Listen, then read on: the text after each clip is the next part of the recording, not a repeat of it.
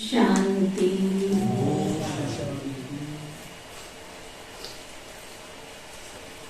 आज बाबा कहते मीठे बच्ची, बाप आए हैं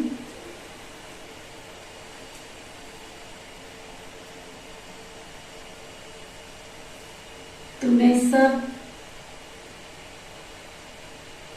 घुटकों से छुड़ाने। घुटके समझा? झंझटों से, इधर उधर जो भटक रहे थे,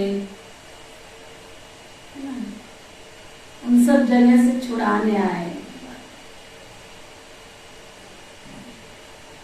तुम अभी इस शोक वाटिका से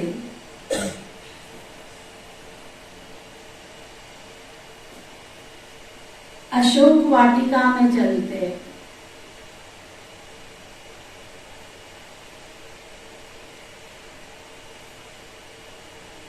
कहाँ चलते हो? अशोक वाटिका से बाबा ने निकाल दिया अभी हमको। अशोक वाटिका में चलते। इस विषय वैतरणी नदी से पार हो जाते।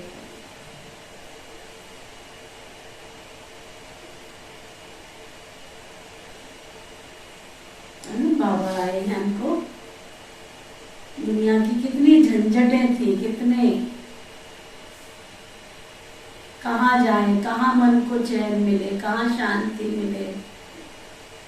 मिल रही है ना बाबा को पाके शांति। धीरे धीरे धर्मना, धीरे सब कचुए, माली सींचे 100 बड़ा ऋतुआए फल। बस चलते चलो, बाबा को प्यार से याद करते चलो, करते चलो। कब घर स्वर्ग बन जाएगा मालूम ही नहीं पड़ेगा। जब आपके घर में कोई आएगा ना तो उसको ऐसे लगेगा बड़ी शांति।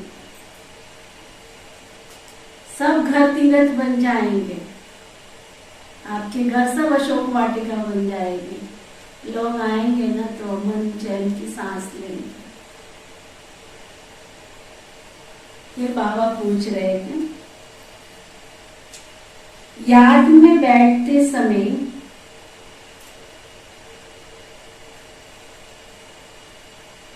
किस बात का विघन नहीं पड़ता?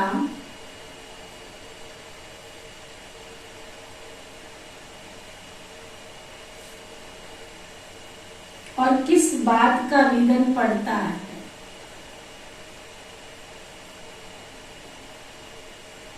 कौन सी बात का विघ्न पड़ता है और कौन सी का नहीं पड़ता है, बाबा पूछ रहे हैं।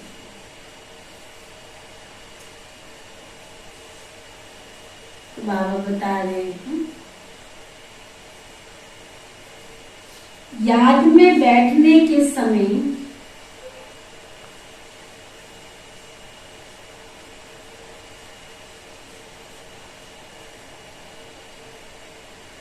किसी भी आवाज या शोरगुल का विघ्न नहीं पड़ता।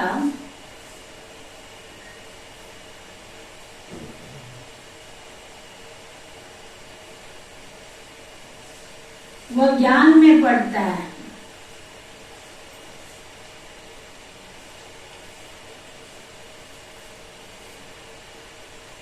लेकिन याद में माया विघ्न जरूर डालती है।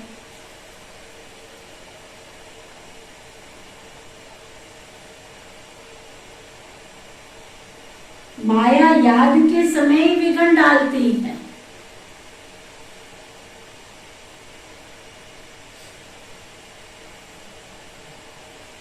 अनेक प्रकार के संकल्प विकल्प ले आती है।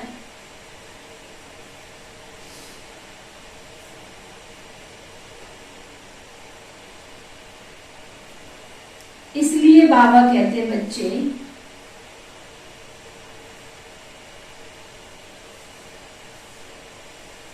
सावधान रहो।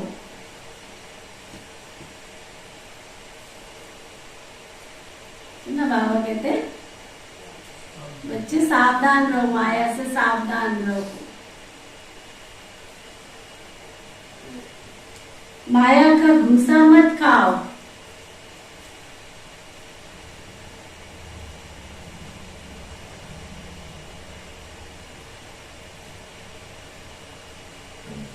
शिव बाबा जो तुम्हें अपार सुख देता है,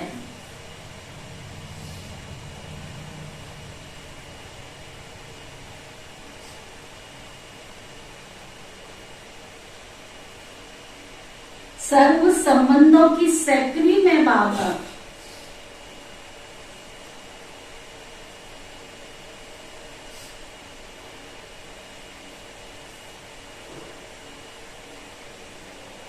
उसे बात बात बात क्या करो, बात बात प्यार से याद करो। बस बाबा बाबा बाबा बाबा करते बाबा। याद में तीखी दौड़ी लगाओ।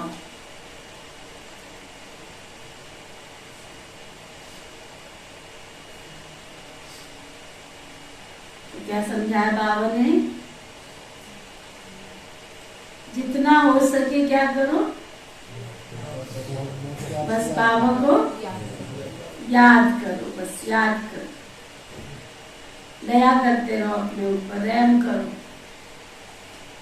63 जन्म तो बहुत धक्के खा लिए है ना इधर उधर के। इसको याद कर, उसको याद कर, उसको याद कर। क्या मिला? क्या मिला?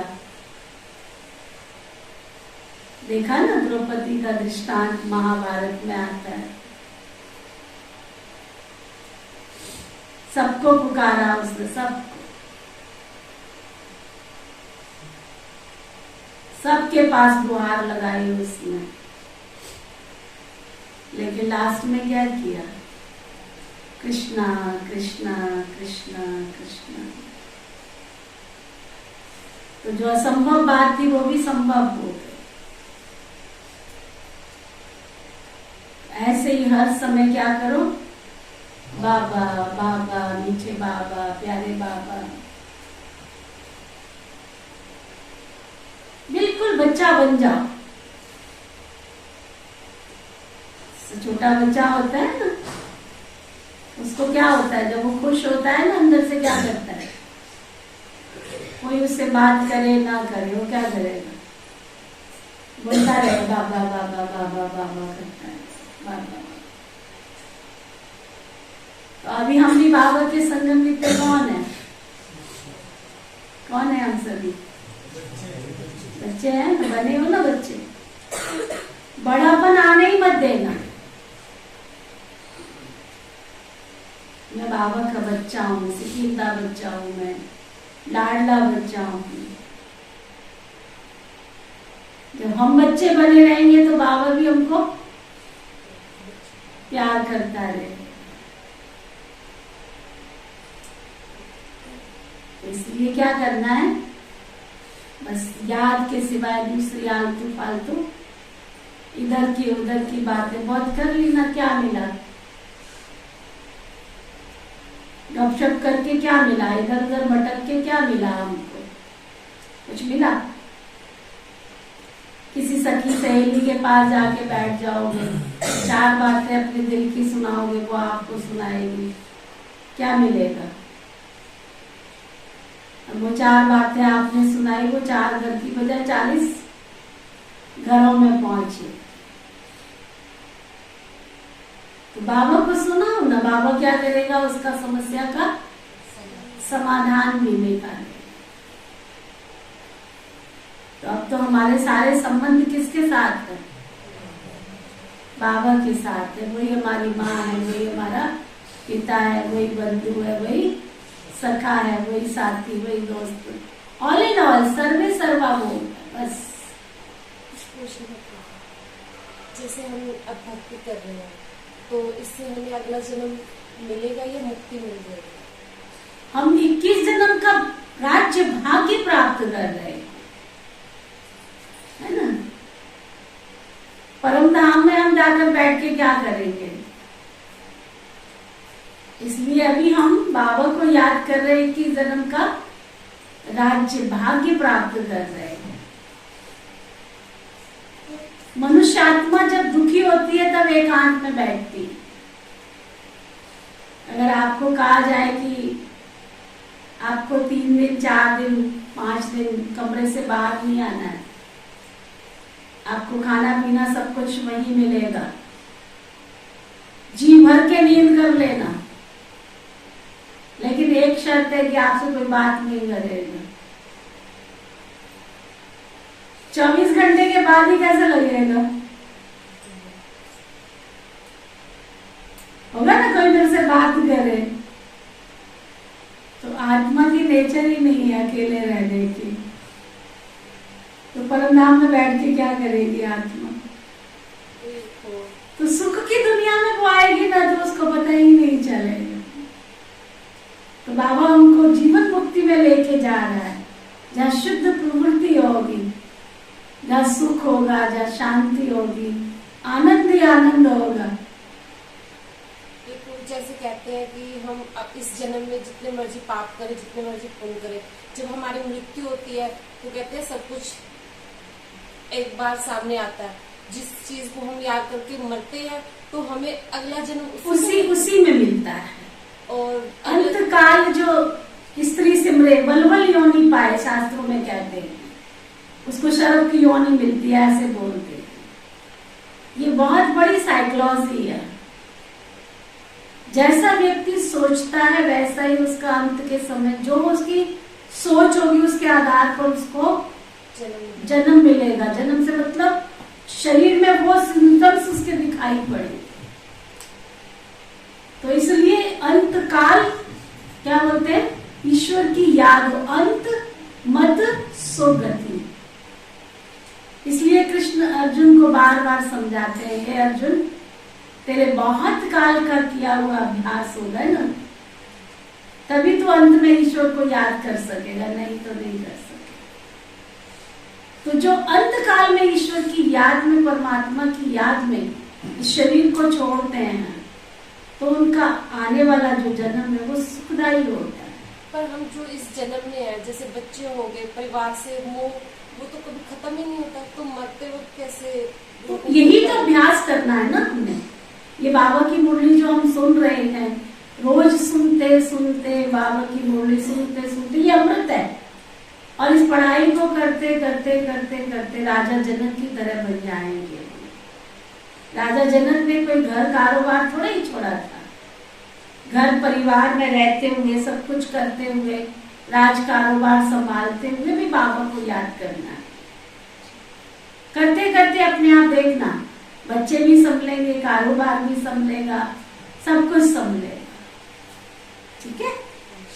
गीत है, रात के राही तक मत जाना,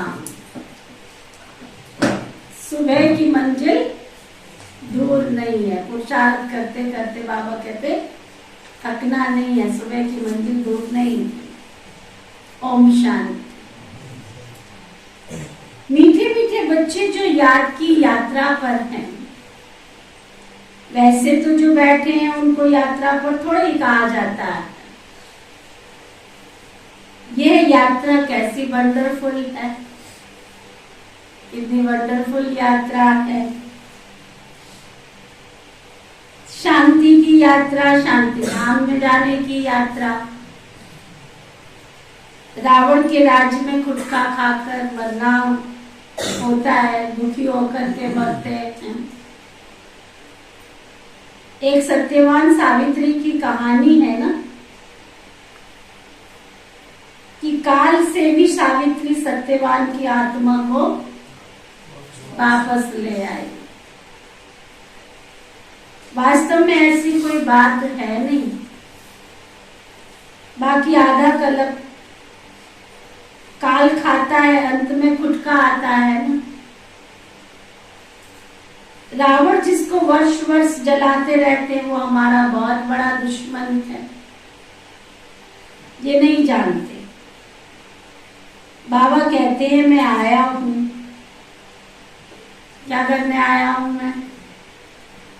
हाँ, तो मैं शोक वाटिका से निकालकर अशोक वाटिका में ले जाने के लिए आया, जहां गुटखा खाना ही नहीं होता। यहाँ तो अनेक प्रकार के गुटखे हैं। माँ बाप पति बच्चों के कितने झंझट है, कितने झंझट है, कितने गुटखे खाते रहते हैं। पति विकार में फंसाते रहते हैं, बाप आकर इन सब गुटखों से छुड़ा देते हैं और नई दुनिया में ले जाते हैं। हम बाबा आते हैं, हमको नई दुनिया में ले जाते हैं। अभी तो आत्मा के पंख टूट गए हैं ना, बिल्कुल खुशी के, उमंग के, उत्साह के सब पंख कट गए। आत्मा उड़ नहीं सकती, फिर याद की यात्रा कर नहीं सकते। बरोबर ये बुद्धि योग की यात्रा है। लिखा है ना, मन मना भव। इसका अर्थ कोई यात्रा थोड़ा ही समझते हैं। कहते राम ने बंदरों की सेना ली और बंदरों ने पुल बनाया। कितनी कहानियां बनाई है शास्त्रों में, सुन सुन के बड़ा आश्चर्य लगता है। कहते हैं एक बार जब पुल बना रहे थे, तो जो भी पत्थर राम के नाम का नीचे डाल रहे थे ना, तो वो समुद्र में अंदर जा रहा था। तो ये बात समझ में नहीं आई कि ये पत्थर अंदर क्यों जा रहा है। तो रावण की एक बेटी थी, उसका नाम था मत्स्यन्या, है ना। वो मछली के रूप में नीचे सागर में रहती थी, और जब वो सागर में नीचे गए तो उसने जाकर के हनुमान जी ने उसको पूछा, भाई तुम ऐसा क्यों कर रही हो? हमने तो हमारी सीता ऐसे ऐसे, श्री राम जी की सीता जो है रावण साहब लेके चले गए हैं। तो बहुत सारी बातें उसको समझाई कि ऐसे ऐसे, है ना, तुम्हारे रावण जी ने जो है ऐसे ऐसे किया। उसको बहुत खराब लगा। कहते ऐसे किया? कहते हाँ, इसलिए हम उस पर चढ़ाई कर रहे हैं। तो कहते अच्छा। फिर उसने सारे पत्थर ऊपर दे दिए, तो फिर वो पत्थरों का पुल बनाया गया। कितनी कितनी कहानियां बनाई। वो मछली कौन थी, रावण की बहन कौन थी वो। तो प्रकृति के जो पांचों तत्व हैं रावण के वश में थे, जल, धरती, आकाश, वायु, अग्नि। तो इन पांचों तत्वों पर विजय प्राप्त करनी है। एक एक तत्वों पर हमें विजय प्राप्त करनी है। तो सबको अपने हाथ में लेना पड़ेगा, तभी विजय प्राप्त होगी। उनको अपना मददगार बनाना होगा, उनको अपना साथी बनाना होगा। इसलिए मैं कई बार भाई बहनों को रिक्वेस्ट करती हूँ कि जो धरती के पांचों तत्व है, धरती, आकाश, जल, वायु, अग्नि, इन पांचों तत्वों को, प्रकृति को भी प्यार करो। इसको ऐसे ही नहीं, कई माताएं पानी इतना ढोलेगी, जहाँ एक गिलास का काम है ना, वहां एक बाल्टी ढोल देंगे। जितनी आवश्यकता है, हमें भगवान ने ये पांचों तत्व दिए हैं जीवन यापन करने के लिए, इसलिए वेस्ट नहीं करो। अब बिजली है, हमारे सुख के साधन है ना ये। कई बाथरूम में लाइट चली छोड़ जाते हैं, कई पंखा चला छोड़ देते हैं, कईयों ने तो डायरेक्ट काम कर रखा होता है, समझते हैं हमारा क्या पैसा बढ़ रहा है, बिजली यूं ही फूक रहे होते हैं। गलत। घर में चूल्हे पर रोटी पकाते हैं या गैस चूल्हे पर पकाते हैं, वेस्ट नहीं करो, कोई भी चीज वेस्ट नहीं करो। कई घर में सब्जी फल फ्रूट लेकर के आते हैं, सड़ा देते हैं, फिर फेंक देते हैं, बहुत वेस्टेज करते हैं। कई खाना इतना पकाएंगे, फिर क्या करेंगे, चलो कुत्ते को डाल देते, गाय को डाल देते हैं। तुम बासी कुत्ते को डालते हो या झूठा कुत्ते को डालते हो या गाय को डालते हो, तो उससे तुम्हारा क्या पुण्य लगेगा। ताजी खिला दो ना उनको भी, अगर खिलाना ही है तो ताजी खिलाओ ना, बासी क्यों खिलाते हो। प्रकृति की हर चीज से हमको प्यार होना चाहिए, चाहे वो पेड़ है, चाहे पौधे हैं, ये सब हमारे आचार व्यवहार को देखते हैं। तो इसलिए हर चीज को महत्व देना है, हमने हर चीज को प्यार करना है, सबको प्यार करना है। आप देखना, जितना आपकी प्यार की नेचर बनती जाएगी ना देने की, उतना आपके जीवन में कितनी सुकून की सांस आएगी, कितनी खुशहाली आएगी, आती चली जाएगी। तो बाबा कहते राम ने बंदरों की सेना ली, बंदरों ने पुल बनाया। बंदर पुल कैसे बनाएंगे, ये तुम्हारी याद की यात्रा का पुल बन रहा है। बाबा को याद कर रहे हो, जिस पुल से तुम विश्व वैतरणी नदी पार करते। बाबा इस नदी में तुम्हें तैरना सिखलाते हैं। और वो मत्स्यन्या क्या थी, विषय विकारों को विषय वैतरणी नदी, तो कहाँ की बात कहाँ ले गए। तो बाबा कहते कि भैया तो एक बेहद का बाबा है ना, विषय वैतरणी नदी से पार कराए शिवालय में ले जाते। कहते हैं अमृत छोड़ विश्व काय को खाए। तो ज्ञान को अमृत कहा जाता है। ज्ञान से सद्गति होती है ना।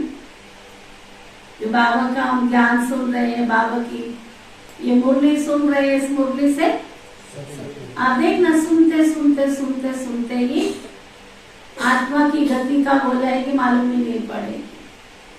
अपने अंदर के विकार, अपने अंदर की बुराइयां ऑटोमेटिक सुनते सुनते सुनते सुनते अपने आप खत्म होते चले जाएंगे।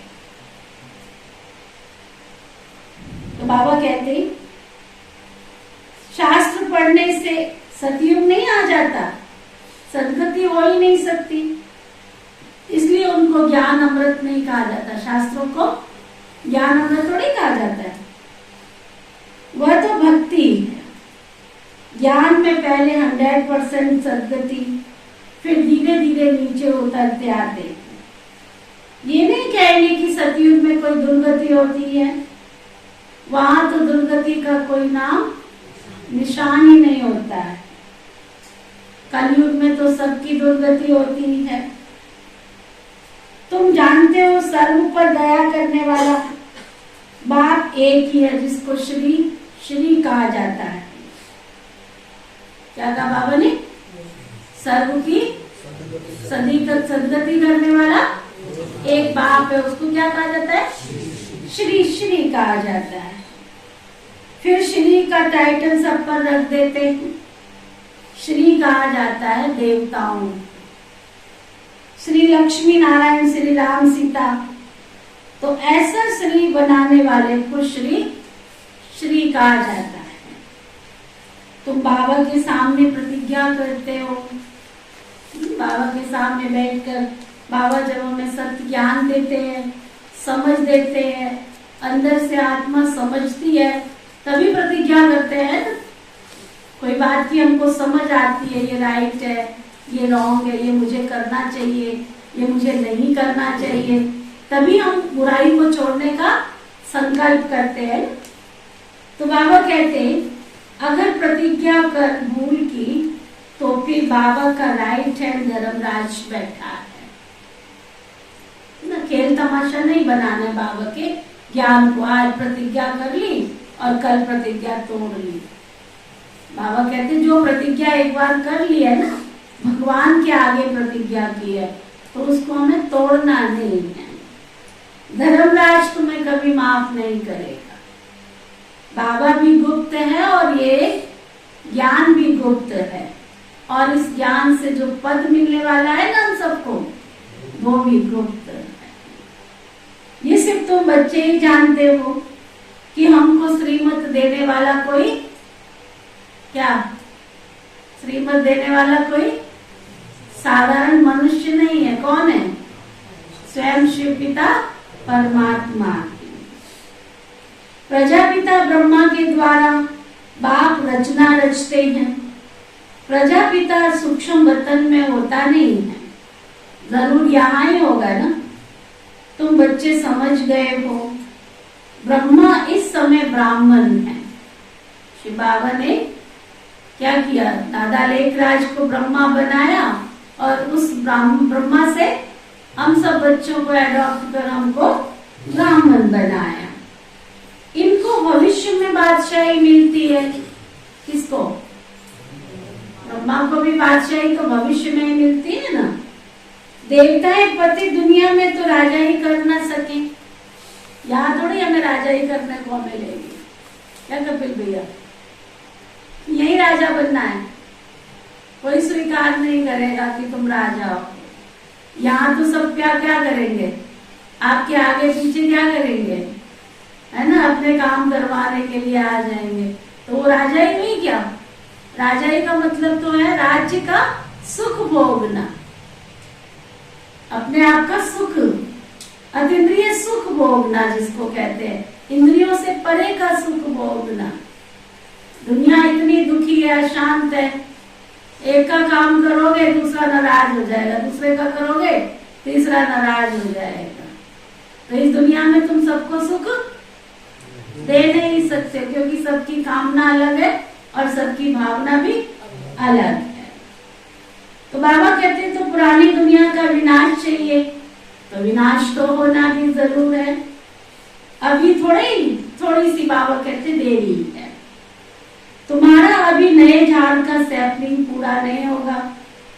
बाबा कहते पूरा लगा ही नहीं है। आगे गाते थे तमेव माताश्च पिता तमेव बंधुश्च सखा तुमेव। सबके आगे यही महिमा गाते रहते हैं, समझते कुछ भी नहीं है। अच्छा विचार करो, ब्रह्मा माता कैसे हो सकती है?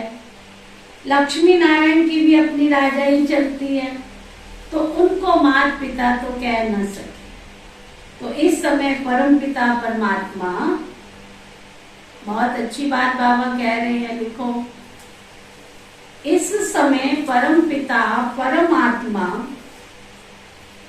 प्रैक्टिकल में माता पिता का पार्ट बजा रहे हैं ना। इस समय प्रैक्टिकल में माता पिता क्या कर रहे हैं? परम पिता परमात्मा माता पिता का पाठ बजा रहे हैं। कितना हमको नशा चढ़ना चाहिए पवन भाई, कि हम शिव बाबा जो भगवान जिसको सारी दुनिया ढूंढती है, वो हमारी पालना कर रहे हैं, वो हमारी माता पिता बन करके हमारी परवरिश कर रहे हैं। फिर भक्ति मार्ग में महिमा गाई जाती है, उसमें भी पहले पहले शिव बाबा को तमेव माताश्च पिता कहते हैं, पीछे लक्ष्मी नारायण राम सीता सबको कहते रहते हैं। हम बाबा कहते हैं अकल तो कुछ है नहीं, कुछ भी बोलते रहते हैं, समझते कुछ भी नहीं है। शिव बाबा तो सर्व संबंधों की सैक्रीन है। ये मनुष्य मात्र सब आसुरी मत पर दुख देते हैं और मैं उसकी एवज में सबको सबसे जास्ती सुख देता हूँ। मैं तो सबको सुखों का दाता हूँ ना, सबको सुख देने आया हूँ। मैं तुम बच्चों को श्रीमत देता हूँ कि बच्चे तुम जितना याद की यात्रा पर रहेंगे, सुदर्शन चक्कर फिराएंगे, कमल फूल समान बनेंगे, उतना ऊंच पद पाएंगे। क्या बाबा समझा रहे, क्या नोट करना हमने? बाबा हमें श्रीमत देते हैं, बच्चे जितना तुम याद की यात्रा पर रहेंगे, सुदर्शन चक्कर फिराएंगे,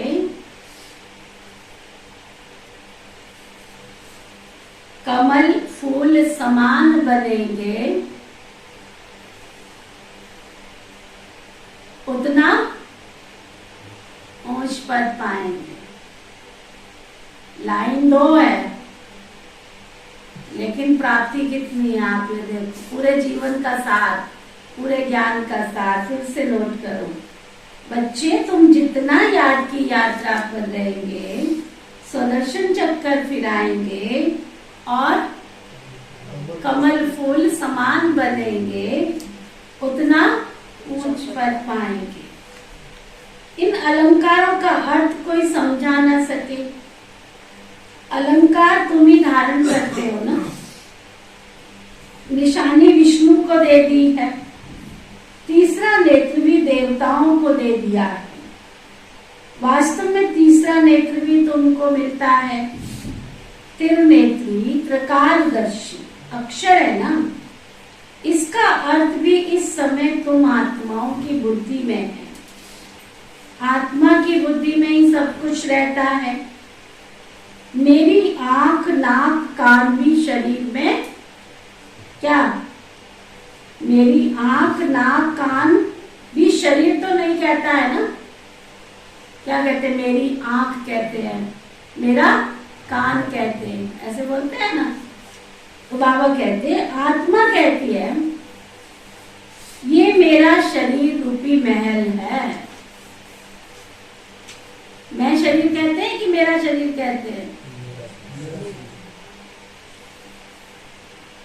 आत्मा को मालूम पड़ा है कि मुझ आत्मा में 84 जन्मों का पार्ट भरा हुआ। कितनी गुप्त बातें हैं। आत्मा को रॉकेट भी कहते हैं ना। जिस आत्मा को शरीर छोड़ लंदन में जाना होगा तो क्या करेगी? किसी आत्मा को शरीर छोड़कर अगर लंदन जाना है तो क्या करेगी? पासपोर्ट बनाएगी, वीजा पास कराएगी, हाँ क्या करेगी?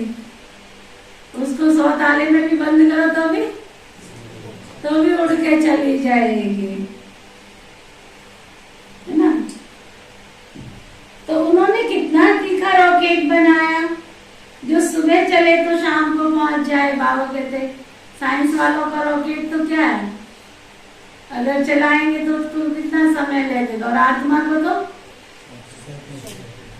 इसलिए शास्त्रों में दिखाते हैं। युधिष्ठिर को यक्ष ने एक प्रश्न पूछा था, सुना है ना, कि संसार में सबसे ज्यादा तीव्रगामी कौन है, सबसे ज्यादा ऊंची उड़ान कौन भर सकता है। कौन कर सकता है? मन। मन से ज्यादा तेज कोई संसार में है ही नहीं है। अभी मन की आंख ने देखा अमेरिका, देखा नहीं है लेकिन अमेरिका की छवि बन जाती है ना? तो बाबा कहते आगे तो स्टीमर में 3-4 मास लग जाते थे, अभी तो स्टीमर में 1 मास लग जाता है, एरोप्लेन में 1 दिन लग जाता है, परंतु आत्मा तो सबसे ऊंचा तीखा रॉकेट है जो 1 सेकंड में पहुंच जाती है, जो कोई देख न सके। तुम आत्मा का पार्ट तो ऑलराउंडर है। अच्छा, परमात्मा का पार्ट क्या है? द्वापर से मेरा साक्षात्कार कराने का पार्ट है। तो जो जो जिस भावना से मुझे याद करता है ना, बाबा कहते जो जिस भावना से मुझे याद करता है उनकी मैं मनोकामना, जो जो जिस जिस भावना से मुझे याद करता है मैं उसकी, इसलिए क्या कहा जाता है? जाकी रही भावना जैसी जिन देखी थे ना मूरत ऐसी।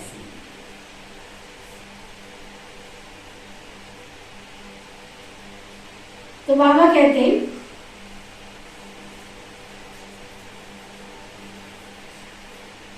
अभी मेरा ज्ञान देने का पार्ट है, पतितों को पावन बनाने का पार्ट है, तुमको मास्टर नॉलेजफुल गॉड के बच्चे मास्टर गॉड बनाता हूं मैं। कितना नशा चढ़ाते हैं बाबा, क्या मैं तुम्हें मास्टर गॉड बना देता हूँ, तुम गॉड के बच्चे हो, तुमको मास्टर गॉड बना देता हूँ। वो हंसते हैं ना दुनिया में, डॉक्टर की युगल को क्या कहते हैं?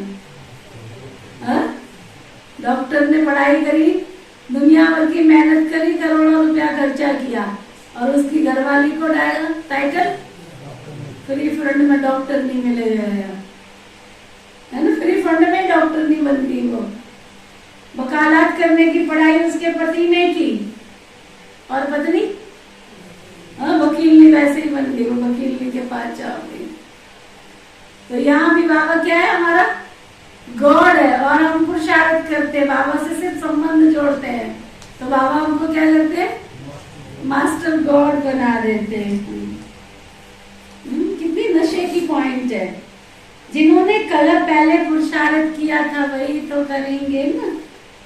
बच्चे कहते हैं कल पहले भी आए थे, अब फिर से वर्षा ले रहे। किसके पास आए थे? कल पहले भी आए थे, किसके पास? माता पिता के पास। सरस्वती सबकी माता है, उनकी माता फिर ये ब्रह्मा है, इनकी माता तो कोई भी नहीं है। किसकी? शिव बाबा की तो कोई भी माता नहीं है। शिव बाबा खुद कहते हैं तुम मेरी पत्नी हो, मैं फिर कहता हूँ पति बिगर खाना कैसे खाऊंगा।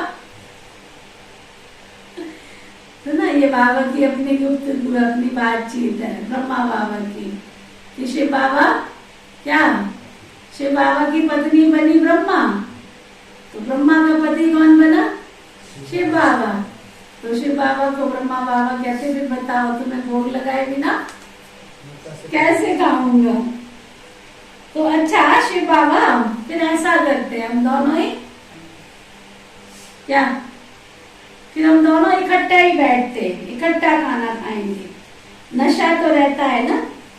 तुम भी खुद कहते हो कि बाबा दलाल बनकर आया है अपने साथ सगाई कराने। तुम श्रीमत पर परमात्मा के साथ सबकी सगाई कराते हो ना। पंडितों ने जो विकार का हथियाला बांधा, अब बाबा आकर के वो कैंसल कर देते। बाबा कहते तुम ज्ञान चिता पर बैठो तो गोरे बन जाएंगे, काम चिता पर बैठ करके क्यों माल काला मुंह करते हो। श्याम सुंदर का अर्थ भी तो तुम ही जानते हो ना। श्री कृष्ण है सुंदर, अभी तो वो भी श्याम। अब बाबा ने आकर अपना परिचय दिया है तुम पतित पावन गॉड फादर के स्टूडेंट हो। तुम कौन हो?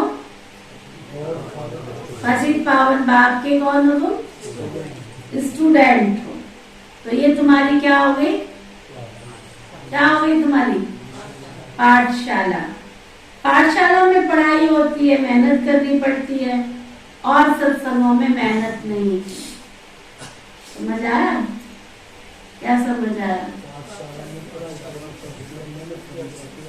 क्या समझ आया अरविंदर भाई? क्या समझ आया? जहाँ पढ़ना पड़ता है वहाँ पढ़ना घूमना पड़ता है। वहां तुम सो रहे हो तो भी गुरुजी ये भी कहेंगे तुम सो क्यों रहे हो, है ना? पीछे बैठ के सत्संग में माताएं क्या करती है? बतियाती रहती हैं। थोड़ी पंडित जी कहते हैं, गुरुजी कहते हैं, तुम बातें क्यों कर रहे हो? तुम दूर बैठे हो, पास बैठे हो, कैसे बैठे, थोड़ी कोई शिक्षा दी जाती है। तो यहाँ तो तुम कहाँ पर आते हो? सत्संग में आते हो कि पाठशाला में आते हो? जो कहते हैं पाठशाला में आते हो, हाथ उठाओ। तो पाठशाला के भी नियम फॉलो करने पड़े ना हमको। तो बाबा आज पक्का करा रहे, तुम पाठशाला में आते हो तो फिर भी एडमिशन हो गई है। किस किस की एडमिशन रुकी हुई है वो हाथ उठाओ। जिनकी एडमिशन हो गई है वो हाथ उठाओ। पक्की वाली, कच्ची वाली?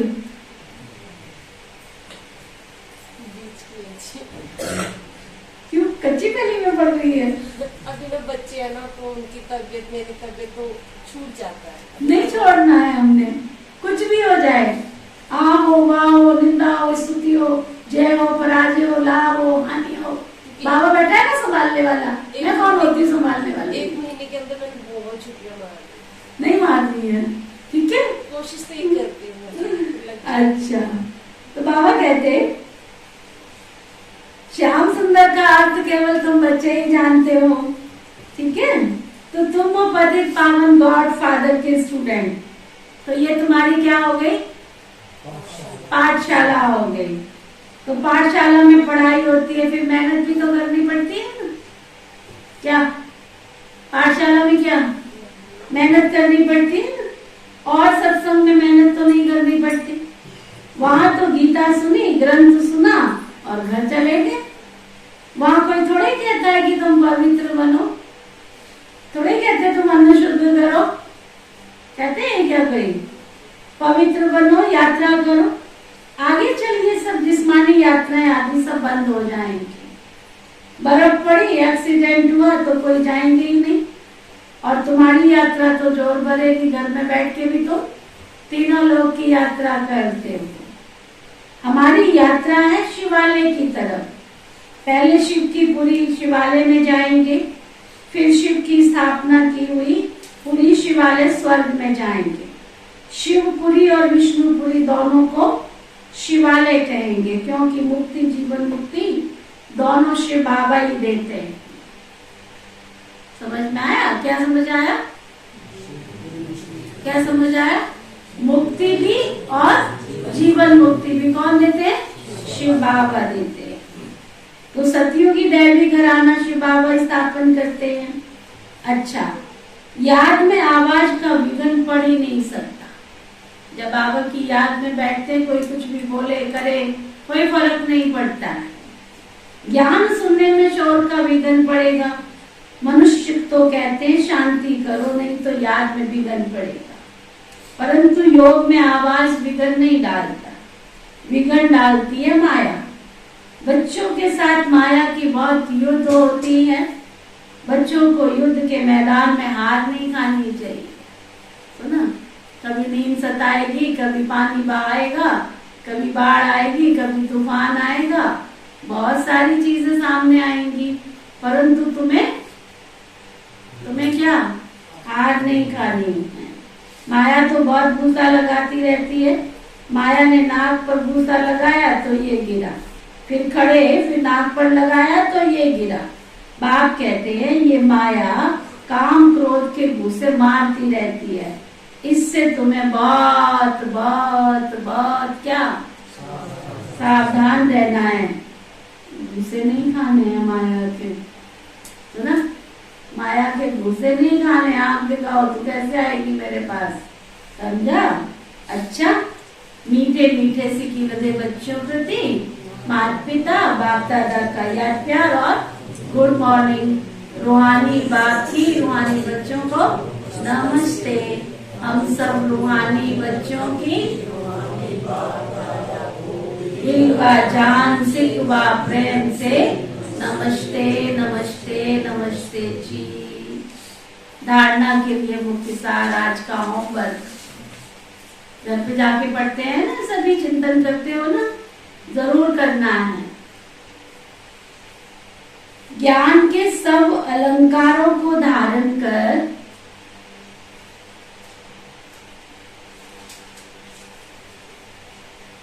ज्ञान के सभी अलंकारों को धारण कर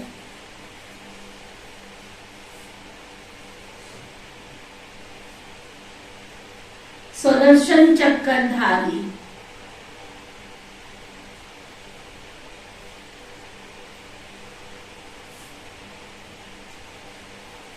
त्रिनेत्री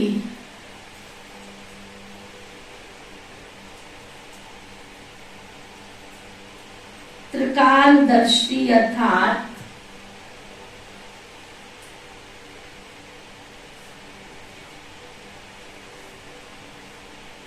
मास्टर गॉड बनना है।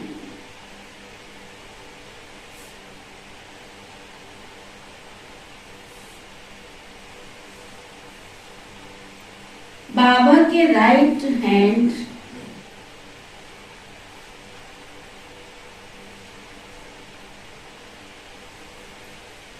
धर्मराज को स्मृति में रख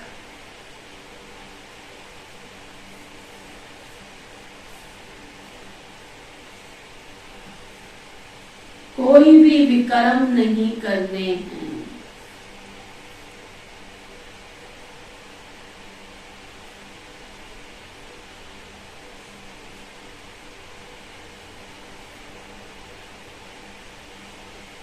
पावन बनने की प्रतिज्ञा करके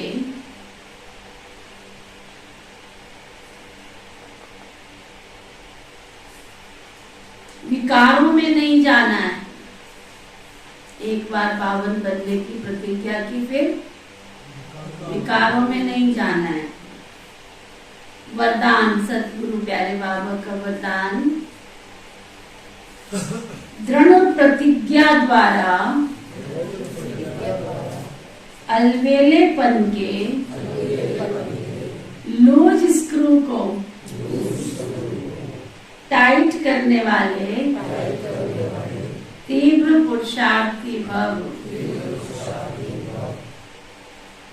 दृढ़ प्रतिज्ञा द्वारा अलवेलेपन के लूज स्क्रू को टाइट करने वाले तीव्र पुरुषार्थी भव। क्या कोई भी बाबा जो हमें शिक्षा दे रहे हैं, उसके लिए क्या करना है हमको? दृढ़ प्रतिज्ञा करनी, दृढ़ प्रतिज्ञा। और जो चलते चलते क्या होता है, अलबेलापन आ जाता है।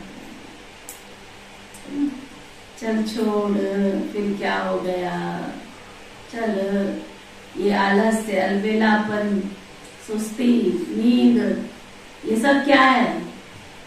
ये सब रावण के सगे संबंधी है ना। ईर्ष्या, द्वेष, नफरत, ये सब रावण के सगे संबंधी है।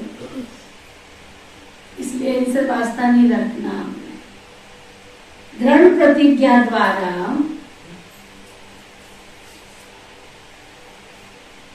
अलवेलेपन के लूज स्क्रू को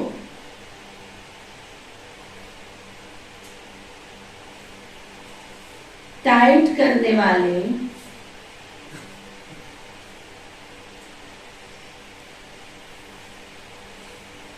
तीव्र पुरुषार्थी भव।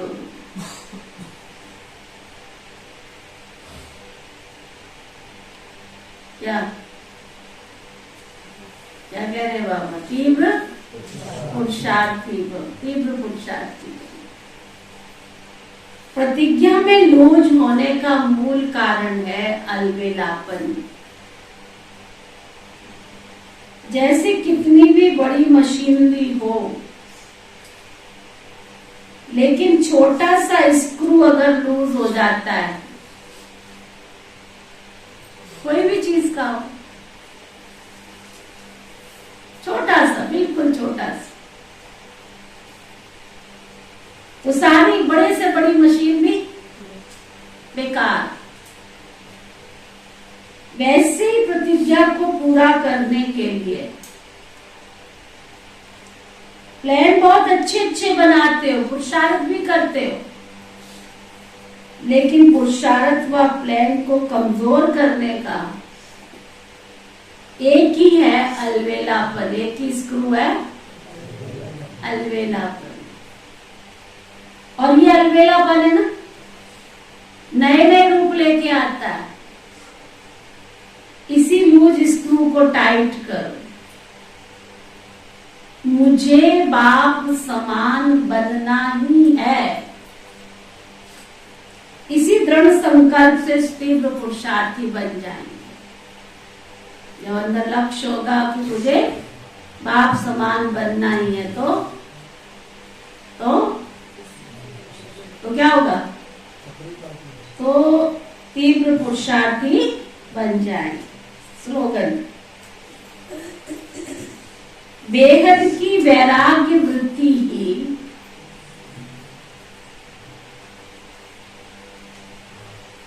समय की समीपता का फाउंडेशन है।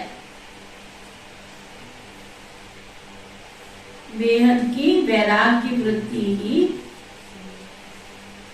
समय का फाउंडेशन है।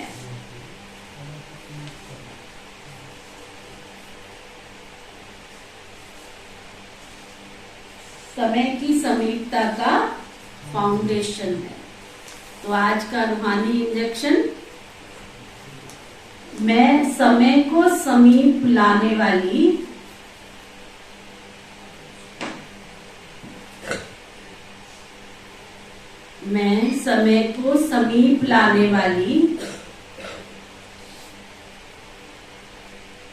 बेहद की वैरागी मूर्त आत्मा हूं।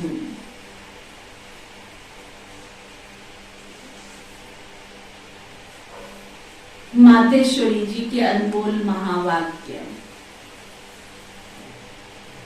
अभी तो ये सारी दुनिया जानती है कि परमात्मा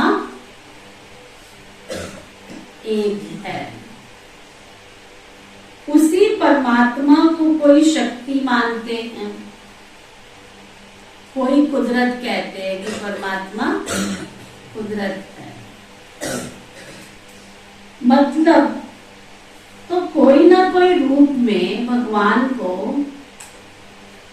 क्या उषा रानी समझ में आ रही बाबा की मुरली? कोई ना कोई रूप में परमात्मा है तो जरूर ना।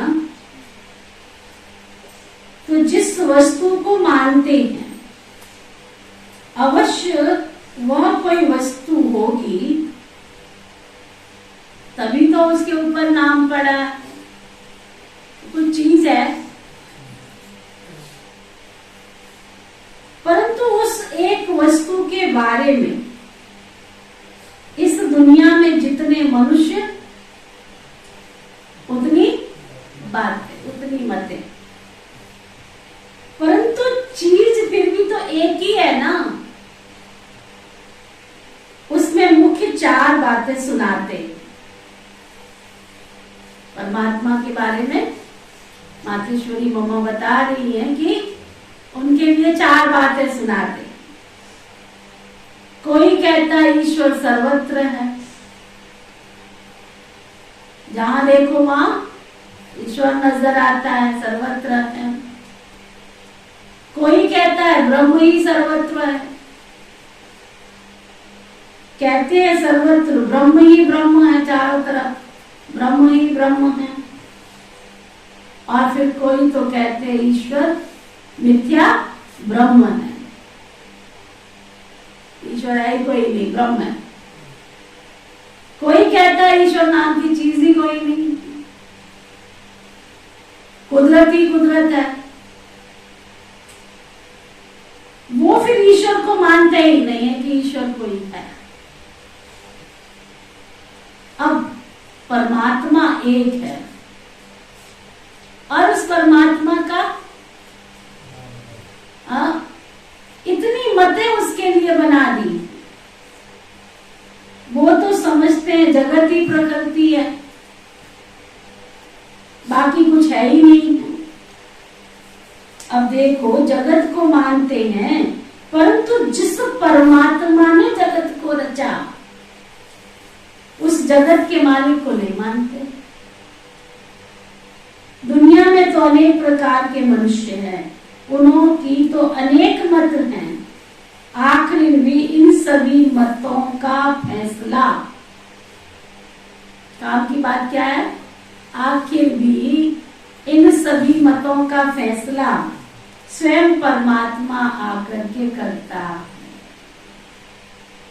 इस सारे जगत का निर्णय परमात्मा आकर करता है, अथवा जो सर्वोत्तम शक्तिमान होगा वही अपनी रचना का निर्णय विस्तार पूर्वक समझाएगा ना।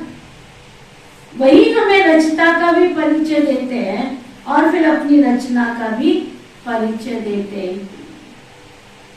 कई मनुष्य ऐसे प्रश्न पूछते हैं, हमको क्या पक्का है कि हम आत्मा हैं? अब इस पर समझाया जाता है, जब हम कहते हैं हम आत्मा उस परमात्मा की संतान है, तो अब ये अपने आप से पूछने की बात है कि मैं कौन हूं? कौन हूं मैं? देखो तो मन भाई क्या सुन रहे, मैं कौन हूं? मैं कौन हूं? हम जो सारा दिन मैं कहता रहता हूं, वो कौन सी पावर है? फिर जिसको हम याद करते वो हमारा कौन है? जब कोई को याद किया जाता है तो जरूर हम आत्माओं को उनके द्वारा कुछ चाहिए। हर समय उनकी याद रहने से हमको उसकी प्राप्ति जरूर होगी। देखो, मनुष्य जो कुछ करता है जरूर मन में कोई ना कोई शुभ इच्छा तो उसकी अवश्य रहती है कि नहीं रहती? कोई को सुख की रहती है, कोई को शांति की इच्छा रहती है। तो जरूर जब इच्छा होती है तो अवश्य लेने वाला है, हमें चाहिए, हमें लेना है। तो जिसके द्वारा इच्छा पूर्ण होती है तो अवश्य क्या ले आप, तो जरूर कोई देने वाला है, तभी तो उनको याद किया जाता है। तो अब इस राज को पूर्ण रीति समझना है, वह कौन है? वह जो बोलने वाली शक्ति है वो कौन है? मैं आत्मा स्वयं हूं, भले इन आंखों से मुझे दिखाई नहीं पड़ती है। अब इससे सिद्ध है कि उसका कोई स्थूल आकार नहीं है। जब इन आंखों से दिखाई नहीं दे रही है तो इतना भारी भरकम शरीर तो दिखाई देता है, आत्मा तो दिखाई नहीं देती। जिसका आकार क्या है, जो दिखाई नहीं देती, इसका आकार पॉइंट ऑफ लाइट, ज्योति बिंदु विसल है। जब मनुष्य शरीर छोड़ता है तो वो निकल जाती है, भले इन आंखों से दिखाई नहीं पड़ती है। शरीर देखो सामने ही पड़ा होता, हम बैठे होते हैं, देखते देखते ही आत्मा शरीर से निकल जाती है। आज तक किसी ने देखी आत्मा? साइंस वालों ने कितनी कोशिश कर ली, कोई भी आज तक आत्मा को देख ही नहीं पाए। देखो कितनी कोशिश की, मरते हुए व्यक्ति को उन्होंने शीशे के कैबिन में डाल दिया और कैबिन को चारों तरफ से पैक, बिल्कुल शीशा क्रैक हो गया, शीशा क्रैक हो गया, आत्मा निकल गई। कितनी शक्तिशाली! शीशा ऐसे थोड़ी क्रैक होएगा। शीशे को पैक कर दिया, शीशा क्रैक हो गया और आत्मा निकल गई, और फिर भी किसी को दिखाई नहीं पड़ी। कितनी वंडरफुल चीज है। तो हम उसको आत्मा ही कहेंगे जो आत्मा ज्योति स्वरूप है। मम्मा क्या बता रही हैं? तो अवश्य उस आत्मा को पैदा करने वाला परमात्मा भी उसके रूप के अनुसार ही होगा ना। मोर का बच्चा मोर जैसा होता है, शेर का बच्चा शेर जैसा होता है। आज तक किसी ने देखा कि शेर से मोर पैदा हो गया, मोर से शेर पैदा हो गया है? चूहे का बच्चा चूहे जैसा होता है, खरगोश का बच्चा खरगोश जैसा होता है, और मनुष्य का बच्चा मनुष्य जैसा होता है। तो आत्मा ज्योति बिंदु है तो आत्मा का पिता, और परमात्मा ज्योति बिंदु है तो उसकी आत्मा ज्योति बिंदु। तो फिर हम आत्मा उस परमात्मा को क्यों कहते हैं कि हम सर्व आत्माओं से परम है? क्योंकि उनके ऊपर कोई माया का लेप और छेद नहीं है। मातेश्वरी मम्मा क्या बताने का कर रही है कि परमात्मा जो है वो हमसे सुपर क्यों है, हमसे ऊंचा क्यों है, हमसे श्रेष्ठ क्यों है वो? क्योंकि उसके ऊपर 5 विकारों का कोई लेप छेद नहीं है। बाकी हम आत्माओं के ऊपर तो माया का लेप छेप लगता रहता है। पाप करते हैं तो पाप जमा होता है, पुण्य करते हैं तो पुण्य जमा होता है, क्योंकि हम जन्म मरण के चक्कर में आती है। अब ये है आत्मा और परमात्मा में फर्क। समझा आत्मा क्या है और परमात्मा क्या है? समझ में आया आत्मा और परमात्मा का अंतर? समझा? अच्छा, ओम शांति शांति शांति।